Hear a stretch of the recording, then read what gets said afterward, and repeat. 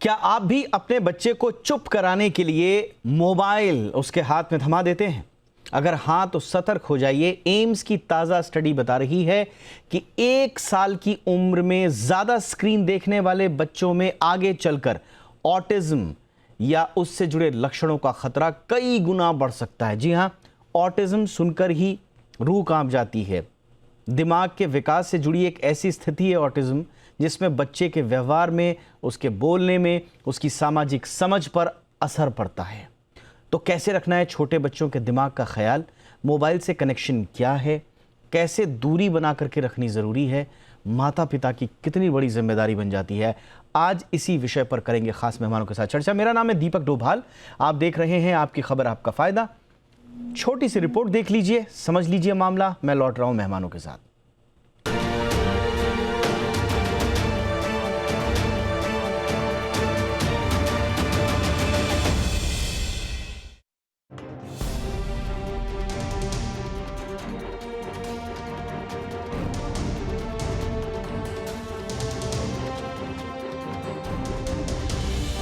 आज के दौर में बच्चों के हाथ में मोबाइल थमाना जितना आसान लगता है, उतना ही खतरनाक भी साबित हो रहा है। विशेषज्ञों ने चेतावनी दी है कि जो बच्चे 1 साल की उम्र में ज्यादा स्क्रीन देखते हैं, उनमें 3 साल की उम्र तक ऑटिज्म के लक्षण विकसित होने का खतरा कहीं ज्यादा होता है। एम्स दिल्ली के पीडियाट्रिक न्यूरोलॉजी विभाग के विशेषज्ञों का कहना है कि जब पेरेंट्स बच्चे को चुप कराने के लिए उसके हाथ में मोबाइल थमा देते हैं, तो बच्चे को धीरे धीरे मोबाइल की आदत लग जाती है। जो बच्चे 1 साल की उम्र से ही मोबाइल या स्क्रीन देखने लगते हैं, उनमें 3 साल की उम्र तक ऑटिज्म या उससे जुड़े लक्षण दिखने का खतरा काफी हद तक बढ़ जाता है। ये खतरा सिर्फ लड़कों तक ही सीमित नहीं है, अब लड़कियों में भी ऑटिज्म जैसे लक्षण सामने आ रहे हैं। कई अंतर्राष्ट्रीय शोध और मेटा एनालिसिस ये साफ बताते हैं कि बच्चे जितनी कम उम्र में स्क्रीन देखना शुरू करते हैं और जितने लंबे समय तक स्क्रीन के संपर्क में रहते हैं, ऑटिज्म से जुड़ा खतरा उतना ज्यादा बढ़ जाता है। एम्स के विशेषज्ञों ने इस विषय पर खुद भी एक अध्ययन किया। इस अध्ययन में ऑटिज्म से पीड़ित बच्चों की तुलना सामान्य बच्चों से की गई। इस अध्ययन के नतीजे चौंकाने वाले थे। ऑटिज्म वाले बच्चों ने स्क्रीन देखना बहुत छोटी उम्र में शुरू कर दिया था। वे स्क्रीन का इस्तेमाल ज्यादा समय तक करते थे और उनमें मोबाइल या स्क्रीन पर निर्भरता भी काफी अधिक पाई गई। अब सवाल उठता है कि माता पिता को क्या करना चाहिए। इस बारे में अमेरिकन एकेडमी ऑफ पीडियाट्रिक्स और भारत सरकार की गाइडलाइंस बिल्कुल साफ हैं। 18 महीने से कम उम्र के बच्चों को स्क्रीन से पूरी तरह दूर रखना चाहिए। इस उम्र में मोबाइल, टीवी या टैबलेट बिल्कुल नहीं दिखाना चाहिए। 18 महीने से 6 साल की उम्र के बच्चों के लिए स्क्रीन टाइम अधिकतम 1 घंटे तक ही सीमित होना चाहिए। इतना स्क्रीन टाइम भी माता पिता की निगरानी में होना चाहिए। बच्चे को अकेले मोबाइल नहीं देना चाहिए। 6 साल से बड़े बच्चों के लिए भी स्क्रीन देखने का समय सीमित होना चाहिए। इस उम्र में भी बच्चों का स्क्रीन टाइम दिन में 2 घंटे से ज्यादा नहीं होना चाहिए। विशेषज्ञों का कहना है कि सिर्फ बच्चे से स्क्रीन हटाना ही काफी नहीं है, बल्कि उसकी जगह सही गतिविधियां देना भी जरूरी है। बातचीत, खेल और इंसानी जुड़ाव बच्चे के दिमाग के विकास के लिए सबसे ज्यादा फायदेमंद होते हैं। वे ये भी बताते हैं कि सिर्फ देखते रहने वाला स्क्रीन टाइम सबसे ज्यादा नुकसान करता है। अगर कोई इंटरैक्टिव टूल बच्चे को सोचने पर मजबूर करता है, तो उसे बहुत सीमित समय के लिए और माता पिता की निगरानी में इस्तेमाल करने की छूट दी जा सकती है। ऑटिज्म एक जटिल न्यूरो डेवलपमेंटल स्थिति है, जिसके पीछे कई आनुवंशिक और पर्यावरणीय कारण हो सकते हैं। इसलिए मोबाइल या स्क्रीन को ऑटिज्म का सीधा कारण नहीं कहा जा सकता, लेकिन स्क्रीन का इससे गहरा संबंध जरूर देखा गया है। अगर 12 से 18 महीने की उम्र में ही इसके शुरुआती लक्षण पहचान लिए जाएं और समय पर इसका इलाज शुरू किया जाए, तो बच्चे का भविष्य बेहतर बनाया जा सकता है। याद रखिए, बच्चों को स्क्रीन की नहीं, आपके समय और ध्यान की जरूरत होती है। ब्यूरो रिपोर्ट, जी मीडिया। बहुत ही खास मेहमान इस वक्त हमारे साथ जुड़ चुके हैं। स्वागत करते हैं डॉक्टर शेफाली गुलाटी मैम का। एचओडी हैं पीडियाट्रिक न्यूरोलॉजी, और मैम के ही नेतृत्व में ये शोध हुआ है। इस शोध का नेतृत्व किया है जो फ़ोन एक्सपोजर और ऑटिज्म रिस्क के बीच में संबंधों की जांच करता है। तो बहुत बहुत स्वागत है डॉक्टर गुलाटी मैम आपका हमारे शो पे। हमारे साथ हैं डॉक्टर श्रेष्ठा बेपारी, सीनियर साइकोलॉजिस्ट, अपोलो हॉस्पिटल से। डॉक्टर बेपारी मैम, गुड इवनिंग, बहुत बहुत स्वागत है मैम आपका भी हमारे शो पे। और हमारे साथ हैं एक और ख़ास मेहमान, डॉक्टर विनीत बंगा सर हमारे साथ जुड़ रहे हैं, डायरेक्टर एंड एचओडी न्यूरोलॉजी विभाग, Fortis Escorts hospital. Good evening sir. Doctor Banga, स्वागत है आपका भी हमारे शो पे। डॉक्टर गुलाटी मैम, आपसे चर्चा की शुरुआत कर रहे हैं। क्या आपकी की फाइंडिंग्स हैं मैम, क्योंकि काफ़ी चौंकाने वाली ये बातें दिख रही हैं। छोटा बच्चा, 1 साल से कम उम्र का बच्चा अगर ज़्यादा स्क्रीन देख रहा है तो 3 साल की उम्र तक ऑटिज्म प्रिवेलेंस ज़्यादा पाया गया आपकी स्टडी के मुताबिक। इसे आम घरों में जहां छोटे बच्चे हैं और मोबाइल एक्सपोजर बहुत ज़्यादा है, वो परिवार किस तरह समझें? आगे बढ़ने से पहले इसका कॉन्टेक्स्ट में पेश करना चाहूँगी कि ऑटिज्म स्पेक्ट्रम डिसऑर्डर एक न्यूरो डेवलपमेंटल अवस्था है, ठीक है, जिसमें सामाजिक आप भाव दैट मीन सोशल इंटरेक्शन और कम्युनिकेशन दैट मीन संचार में गुणात्मक हानि होती है। इनमें कोई restricted repetitive patterns of behaviour and interest होते हैं, मतलब दोहरावनीय व्यवहार होते हैं। अब मैं जैसे बात कर रही हूँ तो उसके कॉन्टेक्स्ट में तो हाथ हिला रही हूँ, पर अगर बात नहीं कर रही हूँ और उसके कॉन्टेक्स्ट में नहीं है, हाथ हिलाना या पंजों के बल चलना, ये सारे डिफरेंट रेस्ट्रिक्टिव रिपीटेटिव पैटर्न्स होते हैं। और क्या होते हैं, इनके पास कई रुचि स्पेसिफिक होती है, कहीं को खिलौनों को लाइन में लगाना, कई बार सेंसरी इश्यूज होते हैं जैसे कि कोई साबुन को स्मेल करना, बाल को हाथ लगाना वगैरह। तो ये सारे जो लक्षण हैं ऑटिज्म स्पेक्ट्रम डिसऑर्डर के हैं, और इसके जो कारण है वो अभी भी एक पहेली है, जिसमें जेनेटिक अनुवांशिक कारण है, कई जेनेटिक कंडीशंस के साथ कोरिलेट करा गया है, जैसे कहीं डाउन सिंड्रोम में, फ्रेजाइल एक्स में, ट्यूबरल स्क्लेरोसिस, न्यूरोफाइब्रोमेटोसिस वगैरह में देखा गया ज़्यादा। प्लस इसके अंदर और भी जेनेटिक प्रीडिस्पोजिशन है। उसके अंदर क्या है कि अगर एक मोनोजाइगोटिक ट्विंस होते हैं तो 60 to 90% कंकॉर्डेंस होता है। अगर जो सिबलिंग्स होते हैं ना, जैसे अगर एक बच्चे को ऑटिज्म है घर में, वो लड़का है तो रेक्स प्रेगनेंसी में रिकरेंस 4% है, लड़की है तो उसमें 7% है। 2 को ऑटिज्म है तो रिकरेंस रिस्क 25 to 35% है। प्लस और कई बार फैमिली हिस्ट्री होती है जिनमें कई बिहेवियर प्रॉब्लम्स होती हैं। एक तो ये जेनेटिक हो गया, बहुत सारे जीन्स इफेक्टेड हैं, पता चल रहे हैं, हमारे यहाँ के शोध में भी है, लेकिन अभी तक कोई वर्ल्ड ओवर कोई पैनल नहीं बना है कि वही टेस्ट अगर आ जाए और वो नेगेटिव है तो ऑटिज्म नहीं है। दूसरा है इन्वायरमेंटल है, जो हमारा एयर पोल्यूशन का एक्सपोजर है प्रेग्नेंट मदर्स का, हमारा पेस्टिसाइड जो कंटेमिनेट हो रहा है फूड में, प्लस फादर और मदर की एडवांस एज, फादर का स्ट्रेस लेवल। हमने शोध में देखा कि स्पर्म एपिजीनोम जो फादर का है, जो ऑटिज्म के बच्चों में, उनमें मिथाइलेशन डिफेक्ट्स थे। Plus one of the environmental factors is screen time, तो उस कॉन्टेक्स्ट में है। और तीसरा जो होता है वो एपिजेनेटिक फैक्टर्स होते हैं, जो जीन्स मुझे मिली है, आधा अपनी मदर से मिली है, आधी अपने फादर से मिली है, पर जो उसका एक्सप्रेशन मेरे शरीर में हो रहा है वो मेरे शरीर के इन्वायरमेंट से उससे इफेक्ट हो रहा है। Right. इसलिए इन्वायरमेंटल फैक्टर्स इंपॉर्टेंस हैं, और इसलिए एक इन्वायरमेंटल फैक्टर है स्क्रीन टाइम। स्क्रीन टाइम पे काफ़ी टाइम से काफ़ी स्टडीज़ हुई है, और एक जो जामा पीडियाट्रिक्स की स्टडी है जो 2022 का है, जिसमें ये देखा गया था, उन्होंने 84,000 से ज़्यादा मदर और चाइल्ड पेयर्स को फॉलो किया जापान में, और उन्होंने देखा कि 1 साल की उम्र में जिनको ज़्यादा स्क्रीन टाइम था, 3 साल की उम्र में लड़कों में ज़्यादा ऑटिज्म पाया गया, और लड़कियों में ऑटिज्म के लक्षण थे, पर ऑटिज्म का नंबर्स ज़्यादा नहीं आए थे। लेकिन दूसरी बात, हमारी जो स्टडी है, हमने जो अभी किया था, हमने 250 बच्चे लिए, 150 बच्चे ऑटिज्म के लिए और 100 बच्चे बाकी जो न्यूरोटिपिकल हैं लिए। फिर हमने देखा कि कितना स्क्रीन टाइम है। स्क्रीन टाइम तो सबका ही है, स्क्रीन टाइम का जो डिपेंडेंस एडिक्शन है सारी उम्र के हिसाब से हो रहा है ना, सभी उम्र में है। और उसके अंदर हमने देखा कि स्क्रीन एक्सपोजर ऑटिज्म के बच्चों में जल्दी शुरू हुआ, ज़्यादा ड्यूरेशन के लिए शुरू हुआ, और उसके अंदर जो उसके हमने उसका जो एडिक्शन का स्कोरिंग होता है वो भी ज़्यादा था, और इन बच्चों में फिजिकल एक्टिविटी कम थी, और रात में उनको स्लीप डिस्टर्बेंसेस ज़्यादा थी। जिसके रात को स्लीप डिस्टर्बेंस ज़्यादा है उसका day time behaviour is affected. और ये it is not bare speculations, इसके अंदर दिखाया गया है जो डेवलपिंग ब्रेन है हमारा बच्चे का, first 1000 days of a child is most important, which includes की जो प्रेगनेंसी का टाइम, और first 2 to 3 years, first 3 years of life में जो आपके न्यूरॉन्स इतने सारे बन रहे हैं, और न्यूरॉन्स के बीच में कनेक्शंस बन रहे हैं, साइनेप्सिस बन रहे हैं, साइनेप्टिक प्रूनिंग हो रही है, ये सारा बहुत इंपॉर्टेंट का टाइम है। अगर इस समय अगर हम बच्चों को ह्यूमन टू ह्यूमन इंटरेक्शन ना होके ये करेंगे तो उसमें ये प्रॉब्लम है, और उसके काफ़ी फिजियोलॉजिकल जो है टेक्निक क्या और जैसे वो है, इनके अलग डिटेल्स पे भी आएंगे मैम, लेकिन आपने विस्तार से बहुत अच्छे से बताया कि इस पूरे शोध का बैकग्राउंड क्या है, दुनिया में इससे पहले जो शोध हुए हैं उसमें और आपकी इस रिसर्च में क्या अंतर है और क्या फाइंडिंग्स हैं। आम परिवारों के लिए बहुत इंपॉर्टेंट है ये। डॉक्टर बेपारी, अब हम डिजिटल बेबी सिटिंग की तरफ बढ़ चुके हैं, इसलिए बहुत इंपॉर्टेंट है। किसी भी घर में आप जाइए, छोटा बच्चा है, वहाँ पर बच्चे को खाना खिलाते समय उसे व्यस्त रखने के लिए, उसे चुप कराने के लिए मोबाइल फ़ोन देने का चलन है, और इसमें पेरेंट्स खुद एक इनिशिएटिव लेते हैं, उसे एक डिजिटल बेबी सिटिंग जो मैं कह रहा हूँ, कितना अलार्मिंग है ये स्टडी ऐसे घरों के लिए मैम? जी, अर्ली डेवलपमेंटल पीरियड 6 महीने से लेके 2-3 साल तक, उसमें ह्यूमन इंटरेक्शन एक बहुत इंपॉर्टेंट भूमिका प्ले करता है। क्यों?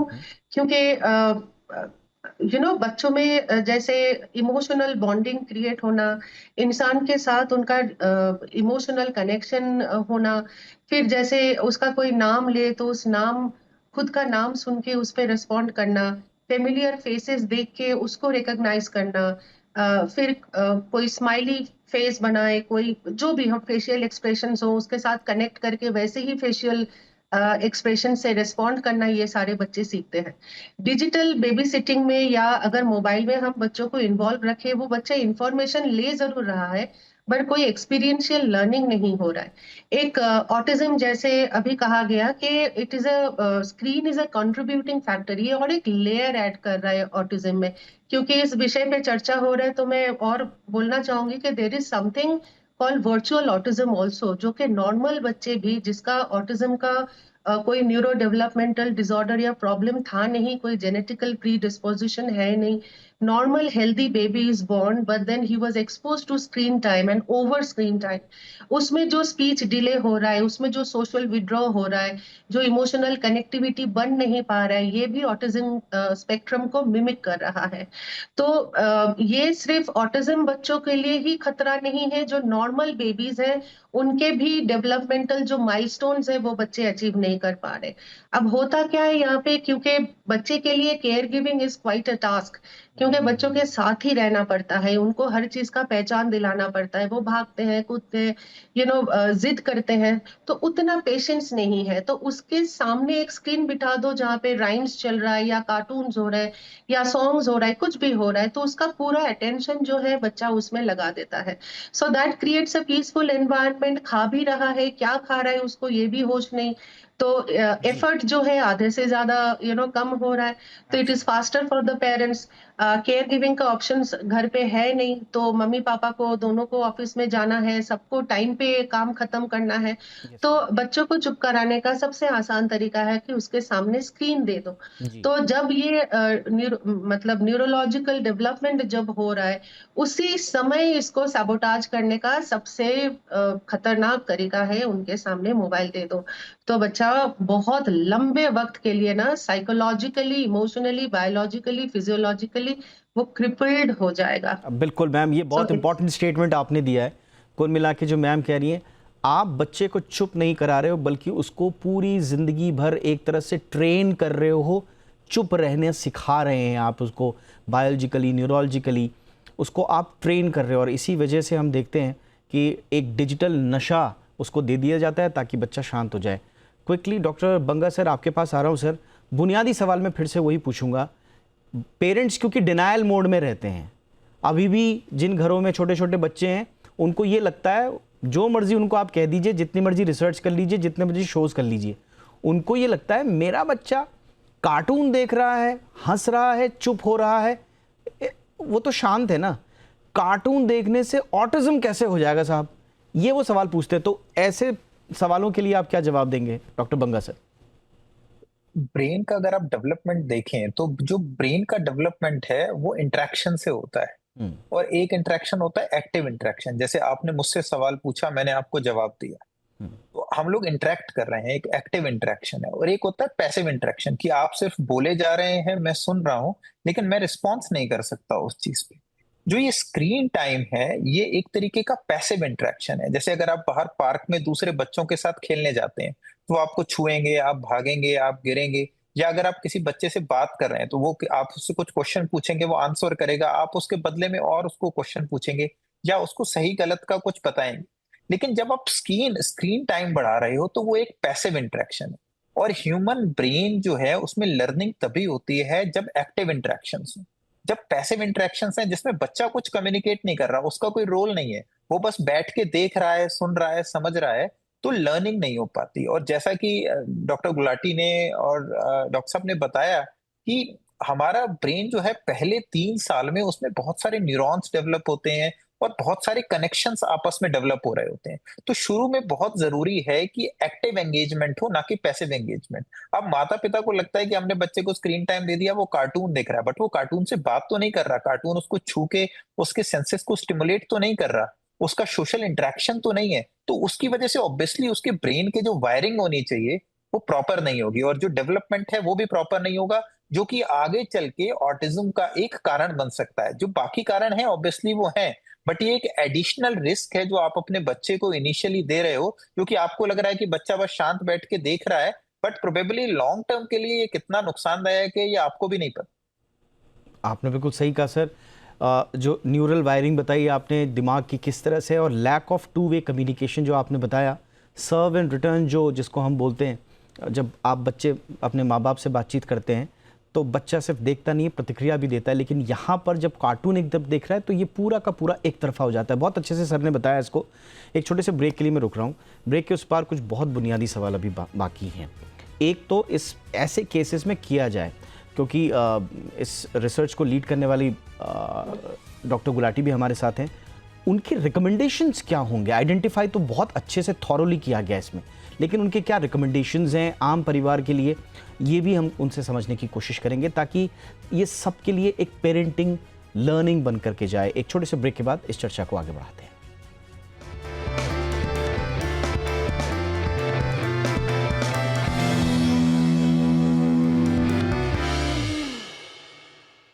ब्रेक के बाद आपका स्वागत है। डॉक्टर शेफाली गुलाटी मैम, आप क्या रिकमेंड करेंगी मैम इस पूरे आइडेंटिफिकेशन के बाद प्रॉब्लम के रूट कॉज? अब हमको वन ऑफ द कॉजेज, जैसा आपने बताया था कि बहुत सारे कॉजेज में ये भी एक कॉज हो सकता है, तो कम से कम इस मोर्चे पर आप पेरेंट्स को क्या सलाह देंगी?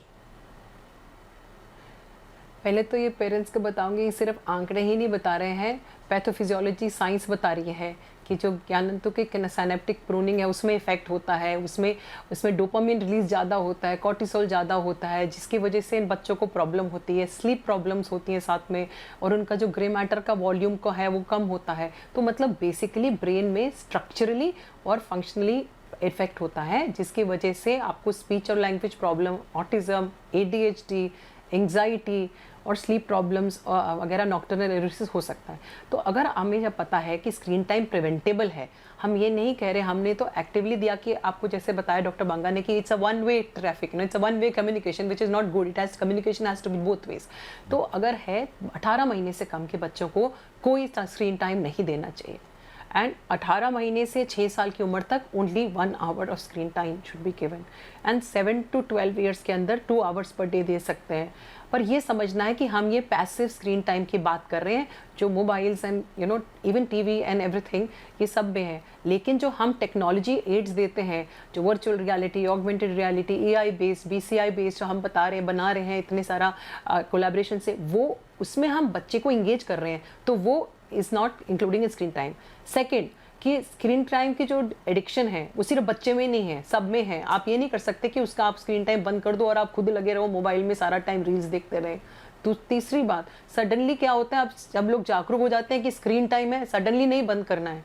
देखो, अल्कोहल डिपेंडेंस होती है, स्मोकिंग डिपेंडेंस होती है, ऐसे ही अल्कोहल के और स्मोकिंग का तो हम जानते हैं, पर हम समझ रहे हैं कि मोबाइल की भी बच्चे को आदत पड़ गई, अगर एकदम से बंद करोगे तो वो रिएक्ट करेगा। तो आपको मैम एक छोटा सा इंटरवेंशन करना पड़ेगा। आपने बहुत इंपॉर्टेंट बात बोली मैम, छोटा सा इंटरवेंशन। आप कह रही हैं कि ये पेरेंट्स के लिए भी है, आप कह रही हैं कि स्टडी में सिर्फ बच्चों का स्क्रीन देखना समस्या नहीं है, बल्कि पेरेंट्स का बच्चे के आसपास रहते हुए खुद फोन पर घुसे रहना भी खतरनाक होता है, क्योंकि माँ बाप भी व्यस्त हैं तो वो भी बच्चे के साथ आई कांटेक्ट नहीं कर रहे हैं, फेस टू फेस इंटरेक्शन वहां भी नहीं हो रहा है।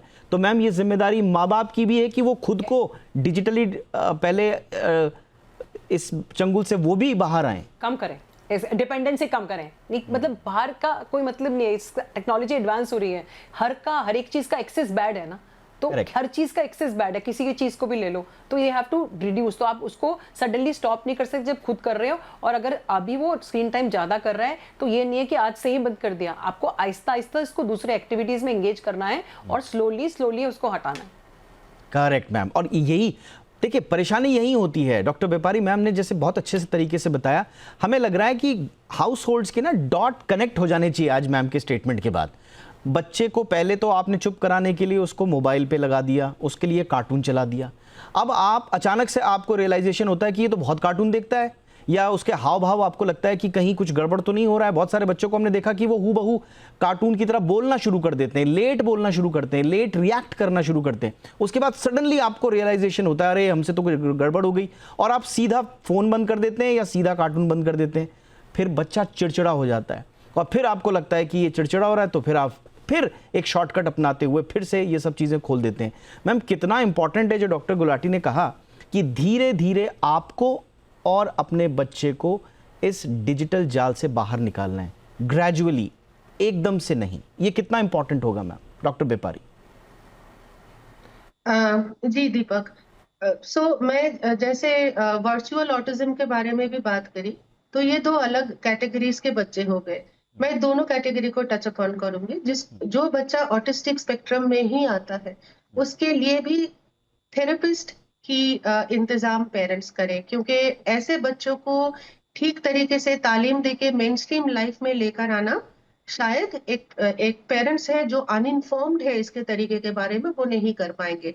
सो there are special therapies available for that. Right. और जो वर्चुअल स्पेक्ट्रम में आते हैं, वर्चुअल ऑटिज्म में आते हैं, उसके लिए gradual withdrawal of the stimulus can actually be very helpful. इसका मतलब है जब बच्चा 2 साल की उम्र में पहुंचे, एकदम छोटा है तो उसको घर पे ही रहना है। जब वो सोशल इंटरेक्शन करने लगे तो, और वो उसको प्ले स्कूल में जाना, वहां पे 3-4 घंटा आराम से वो अपने एज ग्रुप के बच्चे के साथ खेल सकते हैं, फिर वापस आते हैं, फिर वो पेरेंट्स को उचित है कि वो पार्क में ले जाए, दूसरे बच्चे के साथ इंटरेक्ट करे, केयरिंग शेयरिंग क्या होता है। ऑटिज्म में या स्पेक्ट्रम में भी बहुत डिफिकल्टी होता है ना उसको इमोशन रेगुलेशन सिखाना, कि कितना स्टिमुलस पे मुझे कितना रिएक्शन देना है। मेरे हाथ से कोई अगर मोबाइल ले ले तो मैं डिसअपॉइंटेड हो सकती हूँ, मैं रिक्वेस्ट कर सकती हूँ, या छोटा मोटा मैं गुस्सा कर सकती हूँ। पर अगर मैं इतना ज्यादा एग्रेसिव हो जाऊं कि मैं एकदम बिस्तर से गिर जाऊं, मैं जमीन पे ये करूं, वो अच्छी बात नहीं है। तो वो इमोशन रेगुलेशन भी ह्यूमन इंटरेक्शन से ही सिखाना जरूरी है। रहा सवाल स्क्रीन टाइम रिड्यूस करने का, तो एक झटके में आप नहीं कर सकते, क्योंकि लत आपने ही लगाया है, because you don't have enough support at home. तो अभी उसको रेस्ट्रेन करना है। कैसे? उसका लिमिट कीजिए कि दिन में बच्चा आप 15 मिनट ही देख पाओगे, या हफ्ते में 3 दिन आपको गैजेट मिलेगा, और वो गैजेट कुछ भी हो। टीवी भी अगर आप देख रहे हो तो 6 से 6:30 के बीच वो आधा घंटा आप देख सकते हो। ऐसे धीरे धीरे करके ना विड्रॉल में लेके जाना है। झट में कुछ भी करेंगे ना तो विड्रॉल आ जाएगा। एब्सोल्युटली, और ऑटिज्म बोलिए, वर्चुअल ऑटिज्म बोलिए, उसका जो इमोशनल रिएक्शन होगा ना, फिर घर वाले संभाल नहीं पाएंगे। वो एब्सोल्युटली। बहुत ही भयानक होता है। तो ये बहुत ही नाजुक चीज़ है। बच्चों का बचपन जितनी नाजुक अवस्था होती है उम्र की, ये कोई लत लगना और लत से बाहर निकलना खुद को और बच्चे को, ये भी बड़ा नाजुक है। तो उसको देख देख कर संभल कर आगे बढ़ना है। डॉक्टर बंगा सर, तो ये कुल मिला के बात इंटरेक्शन पर आ रही है। बहुत सारे पेरेंट्स को ये भी समझ में नहीं आता है कि एक साल के बच्चे, 6 महीने के बच्चे से वो बात क्या करें, वो फिर उसको डिस्ट्रैक्ट करने के लिए, आई मीन ये कोई ज़रूरी नहीं है कि बच्चा भी आपसे पलट कर बातचीत करे, लेकिन आपको लगातार उससे बातचीत करते रहना है, इंटरेक्शन करते रहना है, ये इंपॉर्टेंट होगा सर। सर देखिए, पीडियाट्रिक्स में डेवलपमेंट में बोला जाता है कि जो बच्चे की सोशल स्माइल है, मदर को देख के जो उसका स्माइल करना है, वो 2 महीने पे आ जाता है। तो हम ऐसा नहीं बोल सकते कि बच्चा बहुत छोटा है तो आपसे इंटरेक्ट नहीं कर रहा। हाँ, उसका इंटरेक्ट करने का तरीका थोड़ा अलग हो सकता है, लेकिन वो हर चीज को महसूस कर सकता है। वैसे तो आप महाभारत में देखें तो बोला जाता है अभिमन्यु माँ के पेट में था तो उसने सब कुछ सीख लिया। करेक्ट। तो लर्निंग तो वहीं से शुरू हो जाती है। और ये बहुत जरूरी है कि ऐसा ना सोचें कि हम ये स्क्रीन टाइम जो है एक शॉर्टकट है ऑब्वियसली, और शॉर्टकट हर चीज के लिए बड़ा इजी ऑप्शन होता है, बट वो लॉन्ग टर्म में अच्छा ऑप्शन नहीं होता। ये हम हर चीज में जाते हैं, चाहे वो शेयर मार्केट हो, चाहे हमारी लाइफ हो, चाहे अदरवाइज हो। तो शॉर्टकट्स जो हैं वो हमेशा नुकसानदायक होते हैं। हाँ, छोटे बच्चों से इंटरेक्शन करना अलग होता है। आप उसको छुइए, उसके साथ हंसिए, उसके साथ खेलिए, उसको कहानियां सुनाइए, दादी नानी के पास लेके जाइए। आजकल घूमना भी है तो कहाँ घूमना है, किसी हिल वीडियो कॉल पे दादी नानी दिखा दी तो उनको लगता है कि हमने तो फैमिली बॉन्डिंग कर दी, बट आप कह रहे हैं कि जी। हाँ, हम जब छोटे बच्चे थे, आप भी जब छोटे होंगे दीपक जी, तो हम नानी के घर घूमने जाते थे हर गर्मी की छुट्टी में। हम ये नहीं था कि हिल स्टेशन जा रहे हैं या हम कहीं घूमने जा रहे हैं। आजकल कुछ इस तरीके का एक पीयर प्रेशर बन गया है कि अच्छा ये है तो हम भी ऐसा ही करेंगे, हमने इंस्टाग्राम पे देख लिया तो ये बहुत जरूरी है। गांधी जी बहुत पहले बोल गए, जैसा गुलाटी मैडम ने और बिपारी मैडम ने बोला, गांधी जी बहुत पहले बोल गए हैं कि आपको पहले अगर किसी को मीठा खाना बंद करना है तो पहले खुद मीठा खाना बंद करो। पेरेंट्स खुद अपना स्क्रीन टाइम इतना ज्यादा रख लेते हैं कि वो इनडायरेक्टली बच्चे को एक्सपोज कर देते हैं, क्योंकि उनके पास टाइम नहीं है, और अपनी प्रॉब्लम्स को हमने बच्चों की प्रॉब्लम्स के आगे रख दिया, और अब हम सोच रहे हैं कि नहीं, हम तो खुद ही अब हम ऐसे हो गया, परेशान हो गए हैं, अब हम कैसे इस बच्चे को दूर करें। तो ये बहुत स्लो एंड ग्रेजुअल है, और बच्चे से इंटरेक्शन करने के 100 तरीके हैं। आप उसको कहानी सुनाइए, हंसिए, खेलिए, खिलखिलाइए, बस हाथ पकड़ के उसके साथ टच करिए। Even touch is a sensory stimulus. Absolutely sir, ये बहुत सारी चीज़ें। तो कुल मिला के आपका बच्चे कार्टून देखकर या मोबाइल चलाकर कोई बुद्धिमान अलग से नहीं बन रहा है, बल्कि वो धीरे धीरे दुनिया से आपसे कटता जा रहा है। और एक समय ऐसा भी आता है जब पेरेंट्स उसी घर में, बच्चा उसी घर में, लेकिन वो एक तरह से अजनबी होना शुरू कर देते हैं, क्योंकि बच्चा अपने आप को किसी दूसरी दुनिया से कनेक्ट कर चुका है। तो वो परिस्थिति ना आए। हमारे मेहमानों ने आज जो भी यहाँ पे टिप्स दिए हैं उसको एक मंत्र बनाकर अपने पेरेंटिंग को आगे बढ़ाएं माँ बाप, यही उम्मीद करते हैं। बहुत बहुत शुक्रिया and congratulations ma'am, compliments to your research and your team. Doctor Shefali Gulati ma'am, बहुत बहुत शुक्रिया, आपने वक्त निकाला। डॉक्टर श्रेष्ठा बेपारी मैम, आपने समय दिया, thank you ma'am. Doctor Vineet Banga sir, बहुत बहुत शुक्रिया सर आपके समय के लिए। शो में इतना ही, इजाज़त दीजिए, अपना ख्याल रखिए, नमस्कार।